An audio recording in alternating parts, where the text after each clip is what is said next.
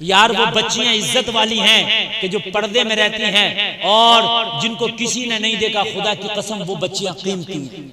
बेशक बेशक। जो बाजारों में बाल खोल के बेपर्दा घूमती हैं, जमाना कहता है ये बड़ी खूबसूरत हैं, मगर खुदा की कसम शरीयत उन्हें खूबसूरत नहीं कहती, अल्लाह उसके फरिश्तों की उस पर लानत होती है। जो बच्चियां बेपर्दा घूमती हैं, बाजारों में घूमती हैं, मेकअप करके घूमती हैं, उनकी मिसाल इस तरह से है, एक दुकान पर 500 रुपए किलो की बर्फी है मगर काउंटर के ऊपर रखी है।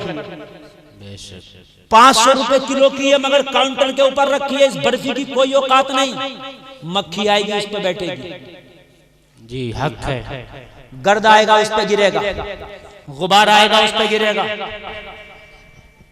अमीर आएगा खरीदने तो बिना खरीदना उसे बालूशाही होगा, खरीदना गुलाब जामुन होगा, मगर चख बर्फी को रहा होगा। हाँ हक है। मैं गलत तो नहीं, ऊपर जो रखी है ना, आके कहेगा जरा 1 किलो बालूशाही दे दे, वो तोलेगा बर्फी को। क्यों? ये ऊपर जो रखी है। अरे भाई तुझे लेना बालूशाही था, इसे क्यों टेस्ट कर रहा है? क्या मौलाना फ्री में मिल रही है तो क्या जा रहा? बेशक बेशक, बात है क्या नहीं? फ्री में मिल रही है ना, ऊपर बेपर्दा।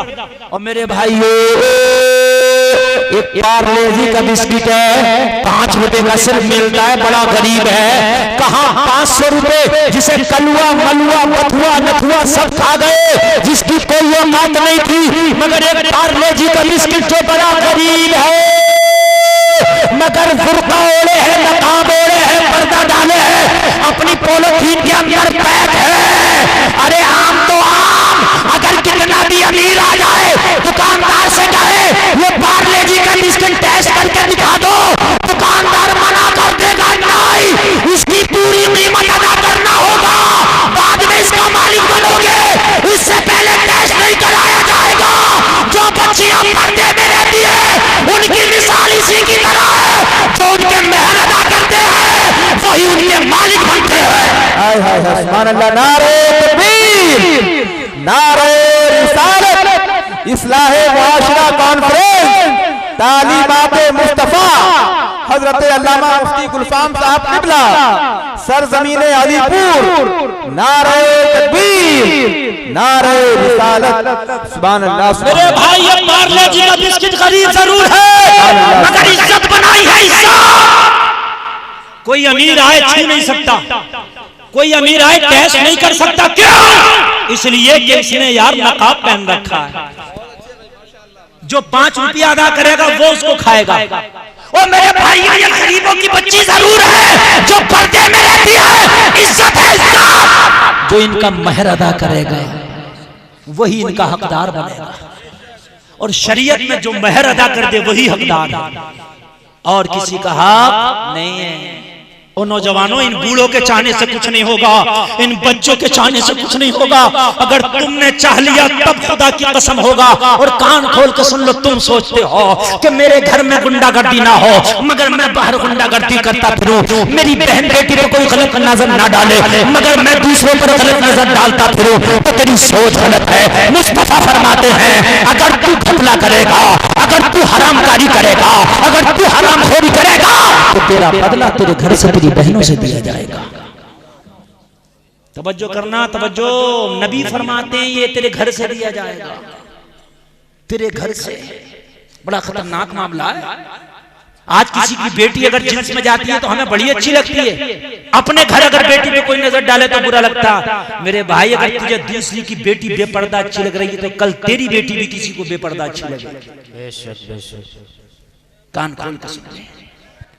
और अगर आज तू किसी की बेपर्दा बेटी को देख के निगाह झुका लेगा तो कल अल्लाह तेरी बेटी की हिफाजत फरमा देगा। बेशक, आमीन। तवज्जो करना मेरे जुमलों पर।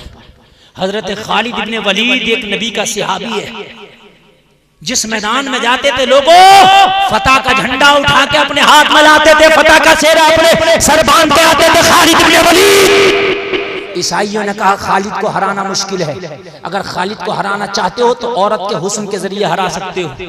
तवज्जो करना, कहा कैसे? ईसाई पादरियों ने मशवरा दिया कि एक किले में नंगी लड़कियों को चारों तरफ खड़ा कर दो और खालिद और उसके फौजियों से कहो कि किले के इस दरवाजे से दाखिल होकर किले के उस दरवाजे के अगर तू निकल गया सही सलामत तो मान लेंगे कि तू ईमान वाला है, हम तेरा मजहब कबूल कर लेंगे। लोगों ने कहा खूबसूरत लड़कियां जब बरहना खड़ी होंगी तो खालिद से रहा नहीं जाएगा, अपनी नजर उठा बैठेगा, ईमान का सौदा कर बैठेगा। लोगों जरा गौर करना, मगर ये नबी के सहाबी थे, लोगों की नबी के सच्चे आशिक थे यार। इन्होंने जिंदगी का शऊर नबी से लिया था, जिंदगी जीने का तरीका इन्होंने फिल्मी हीरो से नहीं लिया, आमिना के लाल से लिया था। लोगों जरा गौर करना, हजरत खालिद से कहा आज जंग तलवार से नहीं है, आज तीर से नहीं है, आज भाले से नहीं है, आज घोड़े से नहीं है, आज ऊंट से नहीं है। ए खालिद आज जंग है, हमारा एक किला है, उस किले के एक दरवाजे से तुम्हें दाखिल होना है और दूसरे दरवाजे से अगर सलामती के साथ निकल गए तो तुम्हारा मजहब कबूल कर लिया जाएगा, तुम्हें मान लिया जाएगा। हजरत खालिद ने फरमाया ये नबी का मस्ताना, ये नबी का दीवाना हर तरह से आजमाइश को पूरा करने के लिए तैयार है। अगर मैदान जंग में आना चाहते हो तो भी खालिद तैयार है, और इस तरह से चाहते हो तो खालिद जब भी तैयार है। जिंदाबाद। खालिद हर तरह से तैयार है, खालिद हर तरह से तैयार है। हजरत खालिद इब्ने वलीद, लोग गौर करो, तमाम सिपाही पीछे पीछे, हजरत खालिद आगे आ गए, किले के दरवाजे के पास हजरत खालिद खड़े हैं। हजरत खालिद ने अपने फौजियों से कहा सबसे पहले किले में दाखिल मैं होगा। मैं देखता हूँ कोई साजिश तो नहीं है, कोई जाल तो नहीं है किले के अंदर, और जब मैं दाखिल हो जाऊं, जब मैं इजाजत दूं तो किले के अंदर मेरे पीछे से आप लोग दाखिल होंगे। हजरत खालिद ने जैसे ही किले के दरवाजे के अंदर कदम रखा, निगाह उठा के देखा तो चारों तरफ बरहना लड़कियां खड़ी थी किले में। हजरत खालिद समझ के मेरे लिए जाल बिछाया गया है। हजरत खालिद ने वो कुरान की आयत पढ़ी जिसके अंदर हुक्म दिया गया कि अपनी निगाहों को झुका के चलो, अपनी निगाहों को झुका के चलो। वो कुरान की आयत पढ़ के कहा आज जान तलवार की नहीं, आज नफ्स की है, अपनी निगाहों को झुका लेना। ये मुस्तफा के गुलाम थे, इस दरवाजे से दाखिल हुए निगाहें झुका के और दूसरे दरवाजे तक निकल गए निगाहें झुकी झुकी है। इन्होंने किसी को नहीं तका, किसी को निगाह उठा के नहीं देखा। जब सारे ईसाइयों ने इनके ईमान की पुख्तगी को देखा तो सब कह रहे थे अरे जब गुलामों के ईमान का ये आलम है तो नबियों के इमाम का ईमान का आलम क्या होगा। जिंदाबाद जिंदाबाद। लोगों ये तुम्हारी तारीख है, क्या कहने, माशाअल्लाह। तुम कहाँ हो मेरे भाई? देखो भी मुझे आवाज आ रही है, आवाज नहीं आई किधर से भी। मैं बड़ी मेहनत में तकरीर कर रहा हूँ, आवाज किधर से नहीं आई। हाँ बिल्कुल बिल्कुल खामोश।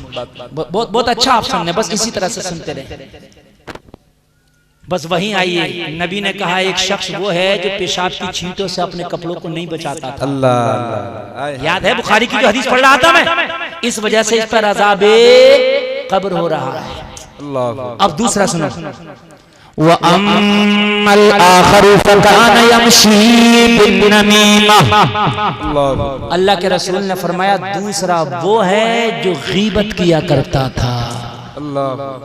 क्या करता था? जोर से बोलो। और गीबत में मेरी कौम बड़ी शामिल है। अपने आप को नहीं देखेगी, वो बुराई करने पे आ जाए तो मस्जिद के इमाम को नहीं छोड़ेगी। हकीकत बता रहा हूं मेरे भाई, अपने आप को नहीं देखेगी बुराई करने में। और ये चीज मेरी माँ बहनों में और 2 कदम आगे है, 2 कदम आगे है। अगर ये तो मैयत में भी कहीं चले जाएं किसी के जनाजे में, तो जनाजे से मतलब नहीं है, ये पूरी जो है बीवी से लंदन वहीं लाकर रख देती है। समझ रहे हैं? मैयतों में भी ये चीज हो रही है। मैयतों में भी औरतें गुट बना के बैठी हैं, इधर जनाजा पड़ा है और उधर चल रहे की बेटी ऐसी, फलाने का बेटा ऐसा। लोगों एक हदीस में मेरे नबी ने फरमाया जो गीबत करता है वो ऐसे है जैसे अपने मरे हुए भाई का गोश्त खाता।